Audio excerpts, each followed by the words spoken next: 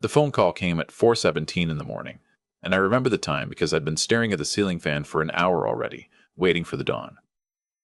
41 years as a railroad signal maintainer teaches you to sleep light. Some habits don't quit just because you are tired. It was my daughter, not my daughter calling to check on me. My daughter calling because someone from the sheriff's office had called her first. There'd been an accident on Route 92, just past the grain elevator outside Hutchinson, Kansas. A pickup truck had rolled twice into the ditch. Mine. I was the one driving it home from a poker night at the VFW. Black ice on a bridge I'd crossed maybe 4,000 times in my life. I don't remember most of it. I remember headlights coming the wrong way, and I remember thinking, very calmly, that I should have left an hour earlier. The next thing I remember is a paramedic named Antoine. That's what his badge said, pressing his hand on my collarbone and telling me to keep my eyes open. Sir, just keep your eyes open. My daughter Heather drove the 3 hours from Wichita and got to Memorial Hospital around 8 that morning. She brought her husband Trent with her. I'd been in surgery for the broken pelvis. They told me later I'd cracked 4 ribs, my left wrist, and earned myself a concussion that made the fluorescent lights feel like ice picks. But I was alive, 67 years old and stubborn as a fence post, the surgeon said, smiling. Heather walked into my room, and the first thing she did was sigh. Not cry, not run to me. Sigh. I'd been waiting 4 hours for her to get there, watching the door, and what I got was that sound, that long put-upon sound a person makes when their car won't start on a Monday morning. Dad, she said. Dad, what were you doing out at that hour? I tried to tell her about the poker night, about Mel and Rusty and the boys, about how I always drove home that way. My jaw didn't work right yet. She didn't really wait for the answer anyway. Trent stood by the window the whole time, scrolling his phone. He nodded at me once when he came in. That was it. They stayed maybe 40 minutes. Heather signed some paperwork at the nurse's station, said something about needing to get back because the kids had soccer the next day, and squeezed my hand on the way out. Her hand was cold. I noticed that. I noticed everything just then, lying there with tubes coming out of me. We'll figure out what to do with you, she said. Don't worry about a thing, Dad. What to do with me. I turned that phrase over in my head for the rest of the morning while a kind woman named Delphine took my blood pressure and asked if my pain was a 5 or a 6 on the chart. I told her it was a 6. The truth was closer to an 8, but I didn't want to seem like I was complaining. Day 2 passed. Heather didn't come back. She called once around lunchtime, and we talked for maybe 4 minutes. She had to go. The kids. Trent's work thing. The dog. Day 3, my brother Hollis called from Tulsa. He's 71, and his knees are worse than mine, but he offered to drive up. I told him to stay put. I shouldn't have. I should have let him come. But I was still telling myself my daughter was just busy, just overwhelmed, just being Heather, and that she'd come back tomorrow or the day after. She didn't. What she did, instead, was something I only learned about because of a nurse. Her name was Delphine Boucher. Originally from Lafayette, Louisiana, she'd worked a floor at Memorial for 19 years, and she had a way of moving around a room that made you feel like the only patient she had, even though I knew for a fact she had 11. She came in on day 4 to change my IV line, and she sat down on the edge of the chair next to my bed like she had something to tell me, but didn't quite know how.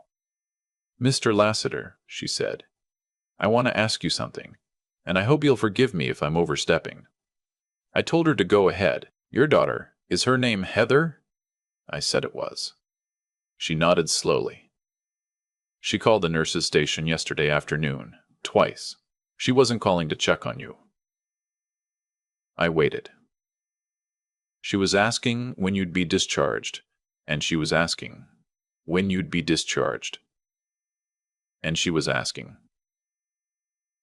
Delphine paused, looking for the right way to put it. She was asking about your competency, whether you'd be able to make your own decisions when you go home, whether someone should be appointed to help you.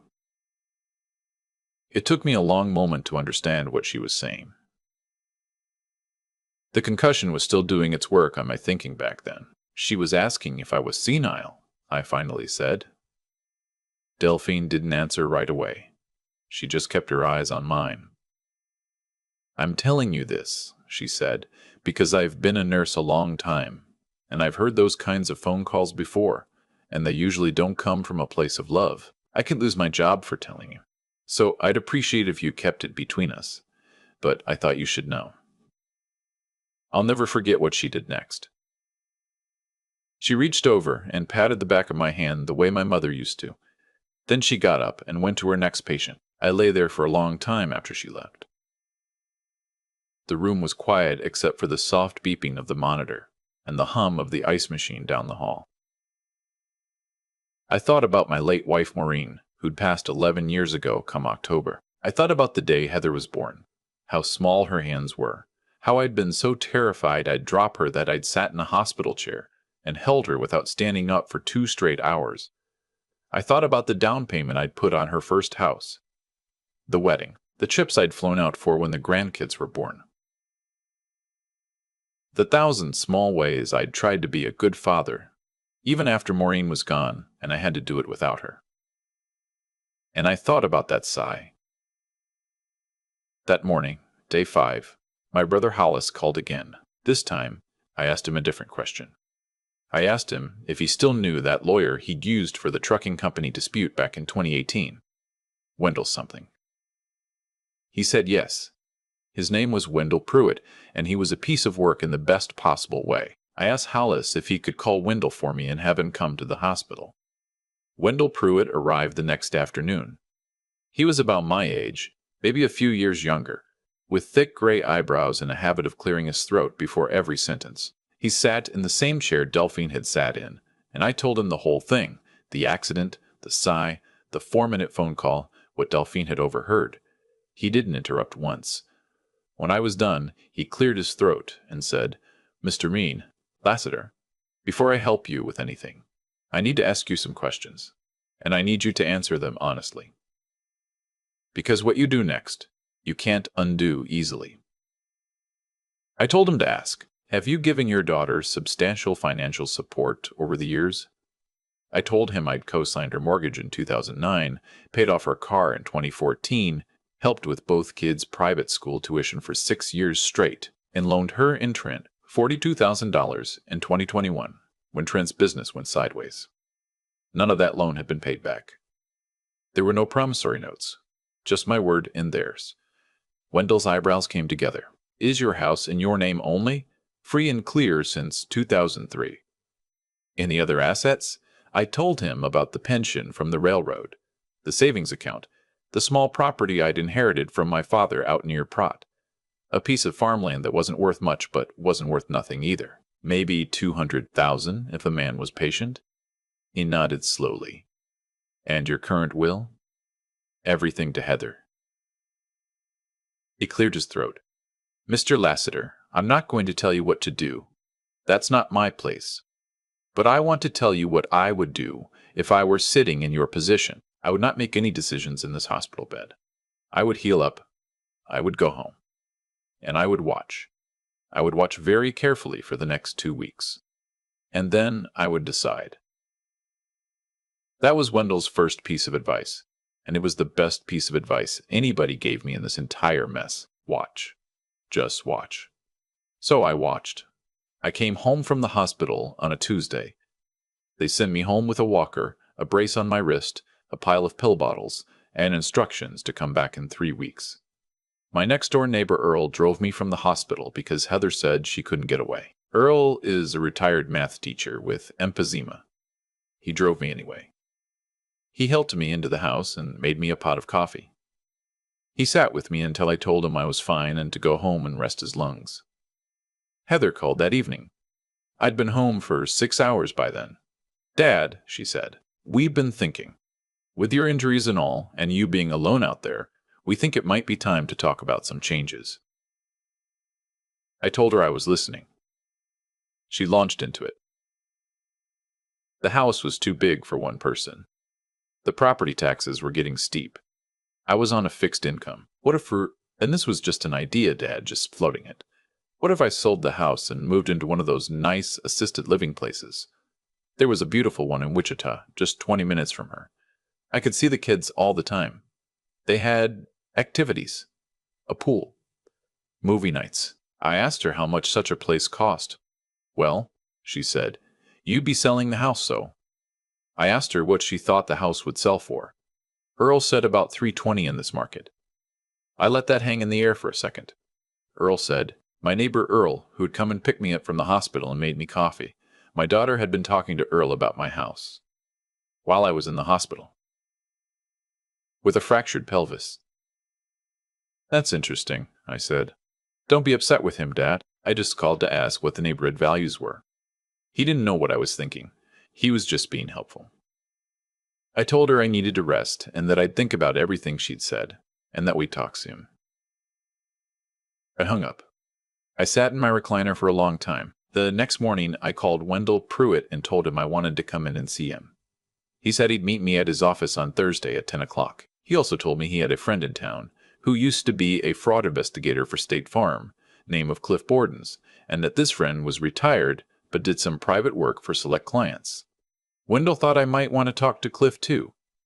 I said all right. Cliff Borden's came to my house on Wednesday evening. He was a wiry man with a buzz cut and the watchful eyes of somebody who'd spent a career looking for what people were trying to hide. He sat at my kitchen table, and I told him what was going on. I gave him Heather's address, Trent's name, the names of the kids' schools, the name of Trent's business, a small commercial roofing company called Stagecoach Exteriors. Cliff didn't take notes. He just listened. When I was done, he said, Mr. Lassiter, I'll need a week, maybe 10 days. I'll get back to you with what I find. If I find anything ugly, are you sure you want to know?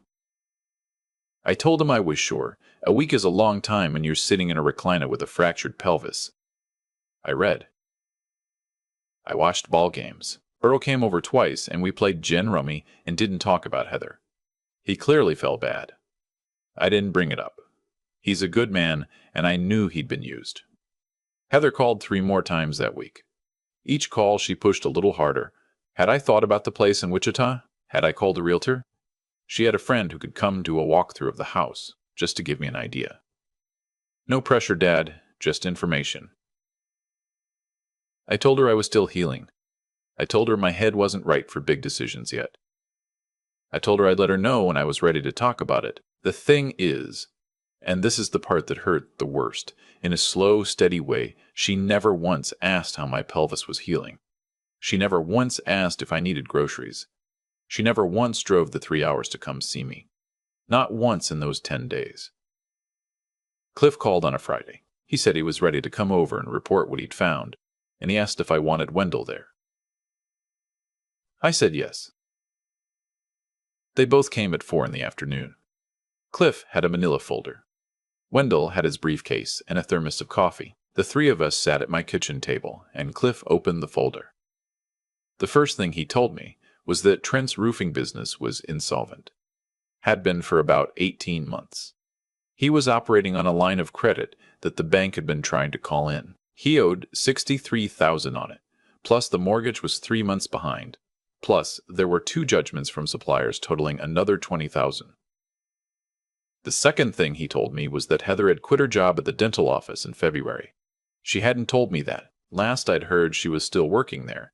The third thing was that 2 weeks before my accident, Heather had met with a real estate agent named Brenda Mayhew about valuing my house. She'd had Brenda do a drive-by and provide a comparative market analysis. The CMA had come back at $340,000. The email correspondence between Heather and Brenda included, and this is the part Cliff read aloud, because he wanted to make sure I heard it correctly. My father had a near miss with a heart issue last year, and we're trying to get our ducks in a row. Realistically, I think we have a 12 to 18-month window to get him into care and the house sold. He's stubborn about it, but the family is aligned. The family is aligned. I sat with that one for a minute. There was no near miss with a heart issue. There had been an indigestion episode in 2023 that I'd mentioned to Heather over the phone, where I'd gone to urgent care and gotten heartburn medication. That was the near miss. She'd been using it as her opening move with a real estate agent. Cliff turned to the next page. There were screenshots from Trent's email. Cliff didn't tell me how he got them. I didn't ask. There was a chain of messages between Trent and a man named Vance Holloway, who turned out to be a financial advisor specializing in elder care placement. Trent had been corresponding with Vance for 4 months about strategies for liquidating an elderly parent's primary residence and transitioning the parent into assisted living. There were spreadsheets. There were timelines. There were projections that showed Trent and Heather clearing approximately $195,000 in net proceeds after fees in the first year of assisted living costs. The plan had a name in the email chain. They were calling it Project Sunset. I closed the folder. I stood up. I walked over to the kitchen sink, turned on the cold water, and splashed it on my face. The wrist brace got wet. I didn't care. I stood there with the water running for what felt like a long time. When I came back to the table, Wendell cleared his throat and said, "Mr. Mather, Lassiter, this is a lot. I want you to take some time before you decide anything." I told him I didn't need time. I told him I'd had time.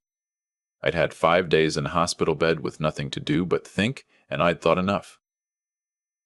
I told him what I wanted. First, I wanted a new will, drafted as ironclad as Wendell could make it. The house, the pension residual, the farmland, the savings. Everything was going to a place called the Switchman's Widows and Orphans Trust. It's a fund my union local had been associated with for 60 years. I'd given to it for decades. The men I'd worked with on the rails had kids who needed help. I knew the people who ran it. I trusted them. Second, I wanted the $42,000 loan formalized into a promissory note retroactively, with proper documentation that I'd had Hollis witness back in 2021. Hollis would back me up. The note would specify it was due in full with statutory interest on a demand basis. I would demand it. Third, I wanted to give Heather and Trent a chance. Not a big chance, a small one. I wanted to see what they would do when they thought I was at my weakest. I wanted to know for myself, with absolute certainty, whether I'd misread the situation or whether I'd read it dead right. Wendell didn't love the third part. He said it was emotionally risky. He said I'd already seen enough. But Cliff understood right away. "You want to give them an opening," Cliff said. "See if they take it." That's exactly what I wanted.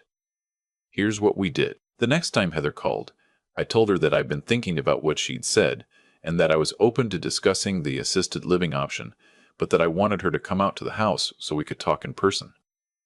I told her to bring Trent. I told her to plan on staying the weekend. I told her I'd cook. She came that Saturday. First time in 23 days since the accident. She showed up with a binder. A red 3-ring binder with tabs. She had brochures from 3 different assisted living facilities. She had printouts of the comparative market analysis from Brenda Mayhew. She had a typed-up budget showing how the proceeds from the house sale would cover the first 4 years of care. She had a power of attorney form already filled out, except for my signature. She set it all on my kitchen table like she was a salesman closing a deal. I made them dinner. Pot roast, Maureen's recipe. Heather barely touched hers. Trent ate 2 helpings and praised it. We made small talk about the kids and the dog. Heather kept glancing at the binder. After dinner, she opened it. She walked me through the brochures.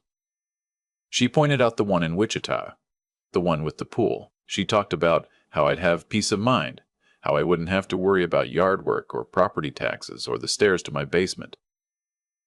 She talked about being close to the grandkids. She slid the power of attorney across the table. "It's just so we can help you, Dad, with the paperwork, so you don't have to deal with it. It would just make everything easier."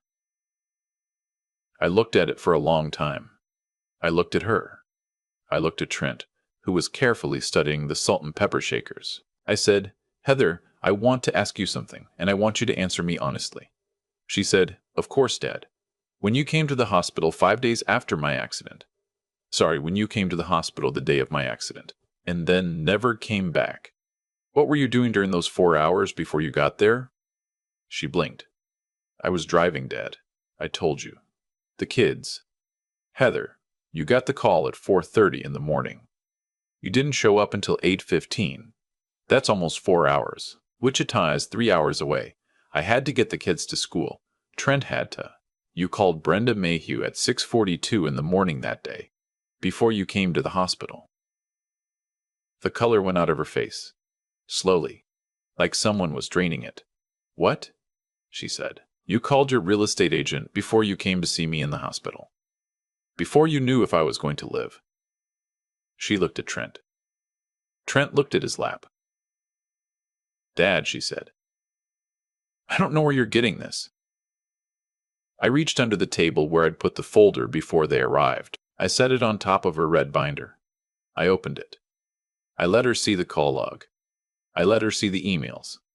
I let her read the line about Project Sunset. She started crying first. Then Trent put a hand on her shoulder and asked, Where did you get this? That's not what we're talking about, Trent. We're talking about whether the people I loved most in this world have been planning to put me in a home and split the proceeds of my house since before I almost died on a bridge. Heather was sobbing now. Real sobs. The kind that come up from somewhere deep. I'll be honest with you. There was a part of me, a stubborn old fool's part, that wanted to reach across the table and hold her hand and tell her it was okay, that we'd figure it out, that I forgave her. That part of me has reached across tables for 67 years. That part of me co-signed mortgages and paid off cars. I didn't reach across the table. I sat where I was. Dad, she choked out. Dad, it wasn't like that. We were trying to plan. We were trying to be responsible with Trent's business. Tell me about Trent's business, Heather. She stopped. Tell me about your job at the dental office. She stopped again. Tell me about the $42,000. Trent finally spoke up. He said, Look, we were going to pay that back. We had a plan. I know you had a plan, I said. Your plan had a name. Project Sunset. Heather put her face in her hands. I told them what was going to happen next. I told them the will had been changed already 8 days ago, and that nothing they could do would change it back. I told them the $42,000 was being formally called in with a 30-day demand for repayment. I told them the power of attorney was going in the trash, and that I'd be moving my accounts to a bank in Pratt, where they had no relationships, no contacts, no shared employees, nothing. I told them I would not be entering an assisted living facility, and that if I ever did, it would be on a date and at a location of my choosing, and they would not be making the arrangements. I told them this could go one of two ways from here. The first way was that they could fight me. They could lawyer up. They could try to claim I wasn't competent, that I'd been manipulated, that the will was made under duress. They could spend money they didn't have on attorneys, and they could lose, because Wendell had built the will and the trust to be unbreakable, and because I had a sworn affidavit from a neurologist documenting my cognitive function 2 days before I signed the new will. The second way was that they could go home. They could pay back the $42,000 on whatever schedule we could agree to. They could spend the next 5 years showing me, not telling me, showing me, what kind of daughter and son-in-law they actually wanted to be. And then maybe in 5 years, we could have a different conversation about what came next. But the house was not for sale. The farm was not for sale. And I was not going anywhere. Heather looked up. Her face was wrecked. Dad, she said, are you cutting us out? I told her I was cutting her out of my will. I was not cutting her out of my life, but that was up to her now, not me. The door to my life was still open. The door to my life was still open. The door to my checkbook was closed. They left that night. Heather hugged me at the door, and I let her. But I didn't hug her back the way I used to. I patted her shoulder. I told her to drive safe. Trent shook my hand and didn't say anything. After they were gone, I sat in the recliner and I waited to feel triumphant. I'd seen movies where the old man stands up and there's swelling music and the villains are vanquished and the audience cheers. I waited for that feeling. It didn't come. What came instead was a deep, dull ache that wasn't in my pelvis at all. It was in my chest. I'd lost something that night that no amount of paperwork could give back to me. I'd lost the comfortable lie that my daughter loved me the way I loved her. I traded that lie for the truth, and the truth is heavier than people tell you. I sat there for a long time. Then I got up slowly on my walker, and I went into my bedroom, and I took down the framed picture on my dresser of Maureen holding Heather on her christening day. I looked at it for a long while. I didn't put it back. I set it face down in the top drawer. Maureen wouldn't have wanted to see what came after. That was 8 months ago. The $42,000 has been paid back in 5 installments. Trent sold off a work truck and some equipment to make the first payment. They've made every payment on time. I keep the canceled checks in a folder in my desk. Heather has called me every Sunday since. The calls were stiff at first. The first month I let them go to voicemail twice. Then I started picking up. The calls got a little longer each time. She hasn't mentioned the assisted living place once. She hasn't mentioned the house once. She asks how my physical therapy is going. She asks about Earl. She asks about Hollis. She tells me about the grandkids. I'm not stupid. I know part of why she calls every Sunday is that I'm still alive, and I'm still her father, and the legal situation isn't fully cooked from her perspective. Maybe she thinks if she's patient enough, sweet enough, present enough, I'll change the will back. Maybe she's right, that some part of me still wants to. But here's what I've learned. You don't owe anybody a place in your will. You owe them the love you can give while you're alive. The will is just the math at the end. And the math should reflect the truth. The Switchman's Widows and Orphans Trust got a letter from me last month confirming the bequest. They sent me a handwritten card back, signed by the secretary, a woman named Pauline who I'd never met, but whose father had worked the same rail yard as me back in the 70s. She said the money would help 5 or 6 families through college. She said her own kids had gone to college on a similar bequest from a switchman in Topeka in 1991. I keep the card on my desk. I started restoring an old Lionel train set last month, the one my father bought me in 1962, that I bought my grandson a starter set of last Christmas. It needs new wiring. The transformer is shot. The locomotive paint is chipped. I've been working on it an hour a day, and my wrist is healed enough to hold the small tools again. Earl comes over sometimes and watches me work. We don't talk much. He brings cookies sometimes. His daughter makes them. The grandkids and I, we'll see. They didn't do this. Heather and Trent did. I've told Heather I want to see the kids once a month at minimum, and I'm willing to drive halfway to make it happen, even with my pelvis. So far, she's brought them 3 times.